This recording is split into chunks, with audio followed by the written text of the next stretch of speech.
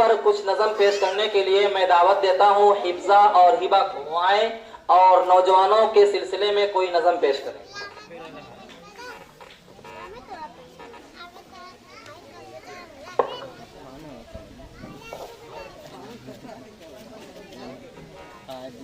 अस्सलामुअलैकुम वरहमतुल्लाहि वबरकातुहू। मेरे वतन के नौजवानों, उठा लो प्यारा हसीन परचम। मेरे वतन के नौजवानों, उठा लो प्यारा हसीन परचम। ऐ मुल्क मिल्लत के पासबानों, उठा लो प्यारा हसीन परचम। मेरे वतन के नौजवानों, उठा लो प्यारा हसीन परचम। हमें अता का नगीब परचम, ये इज्जतों का अमीन परचम। बढ़े चलो ये उठा के परचम, यही तो है एक अजीम परचम, यही तो है एक अजीम परचम।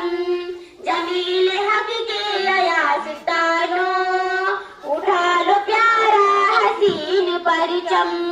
जमील हक के अयास्तानों, उठा लो प्यारा हसीन परचम। ऐ मुल्क मिल्लत के पासबानों, उठा लो प्यारा हसीन परचम।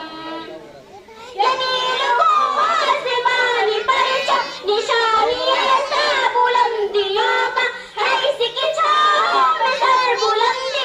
चलो तुम आगे हमारे हमरा, चलो तुम आगे हमारे हमरा।